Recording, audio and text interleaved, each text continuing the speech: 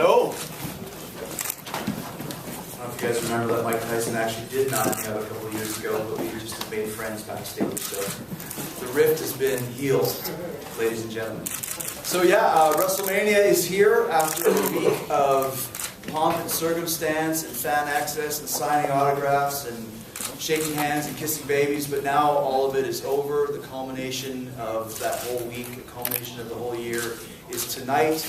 The hype is over, the talk is over, and it's time to make the donuts.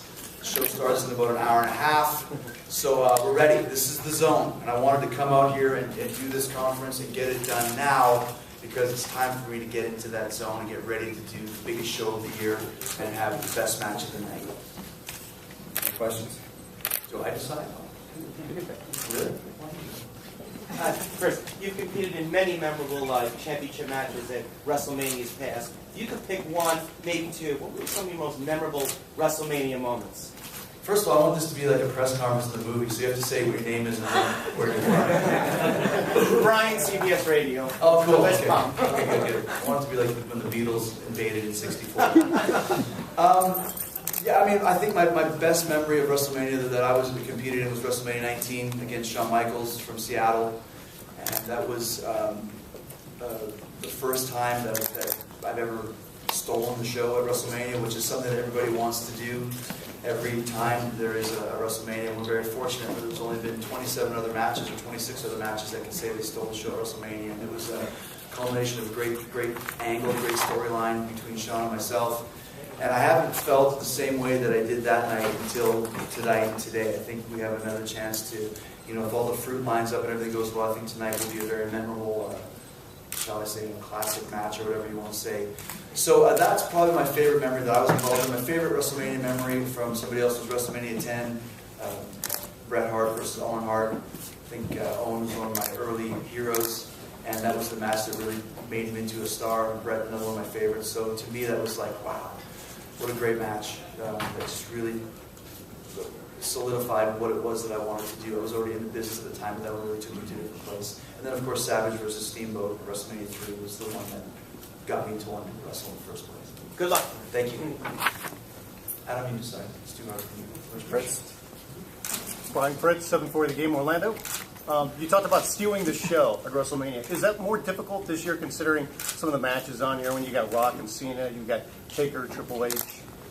Well, I mean, the thing about stealing the show is you could never say, tonight we're going to steal the show. All you know is that there's the potential, the storyline of it, the hype put behind it, the buzz that's surrounding it, and I think our match is one of three. And I think if you have a whole pie of wrestling fans, I think there's a big piece of that pie that are looking forward to Punk and Jericho more than the other two, as there is, I'm sure, a lot that want to see Rock and Cena, a lot that want to see Triple H and Taker, and a lot that are interested in all three. So every WrestleMania is like this. There's always 2 or 3 matches that could be that match. This year, we have the potential to do that. And like I said, if everything goes the way that I want it to go, I think we'll definitely give everybody else a run for their money. But I don't know what the other guys have planned, and who knows how things are going to go. But I think tonight gives us the chance to be that show-stealing match. And at the very least, to have a great match that people will enjoy and will really give the people their money's worth that pay to see us do our thing. Jim Barcelona, Miami Herald. I was wondering, Chris, musically with Fozzy and all, could there be any collaborations with an American Idol as James Durbin in the future? Yeah, absolutely. I mean, James and I met when I was doing Dance with the Stars, and he was on American Idol, and it was a real kind of kindred spirits. We were going through the same thing. And it's funny, too, because I have to be very careful what I do with Fozzy whenever I talk about it in the WWE world, because in the WWE world, I'm such a jerk. Like, I can bring my sweet old mother up and people will call her a crack horse, so I have to be careful with what I bring out there and make people realize that there's, you know, Anthony Hopkins doesn't really walk down the street in a straitjacket eating people's livers. It's a character he plays. So, but yeah, James and I can do some rocking in the future. Really, really cool. Chris, given Ken Borsick, Greenwich Post, given your desire to come in with a fresh idea every time you return to WWE, how has this these past months met your expectations when you were preparing for coming back? I think it's another great chapter in the Jericho story. I mean, my whole concept of coming back was for this day.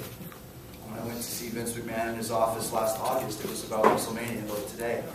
And you know, the storyline we've had with when we talk about Tom's family and all that stuff, it makes it more personal. It makes people connect to it more, and I think it's really peaking at the right time.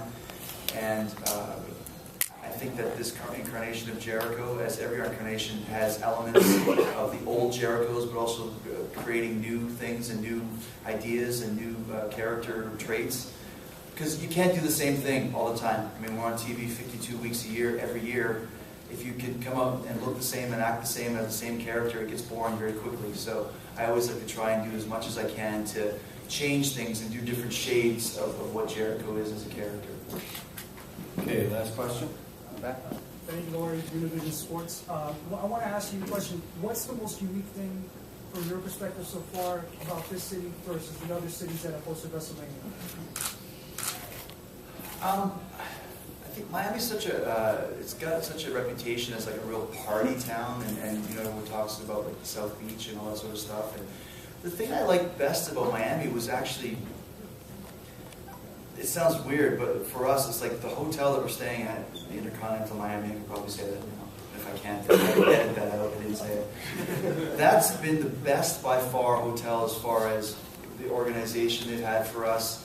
People that work there have been amazing. I mean, it's been very pain-free. There's not every year. There's usually something going on. Too many fans, or this or that. So the hotel has been amazing. The convention center where we had access was amazing. This stadium's incredible. I was actually here a couple years ago to see Paul McCartney, which was awesome.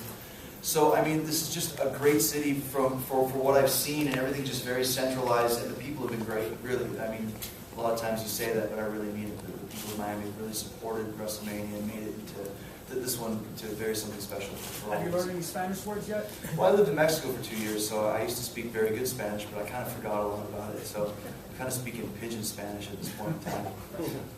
Let's do one more. I want a girl to ask me a question. Any girls have a question? Yes. Yes.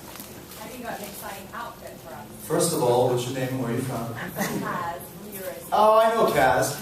Hi, Kaz. I have your tattoo on my shoulder, remember? Do I have a special outfit? It's a long story. We met at Access a couple of days ago. Everybody has and creates new outfits for WrestleMania, which is the coolest thing. And yes, I do have something new and something special. And it actually was quite, it cost me a lot of money, but I was like, you know what, did Paul Stanley care what this costume looked like for 1976 Destroyer? No, he just went and did it and had this crazy, awesome, legendary look. So yes, there is something new, and you will see it in probably 3 or 4 hours, so stay tuned. The trunk's going to go on fire. They're going to explode, actually. They're going to spontaneously combust in the ring, ladies and gentlemen. So look forward to that. Ladies and gentlemen, Chris Jericho. Thank you.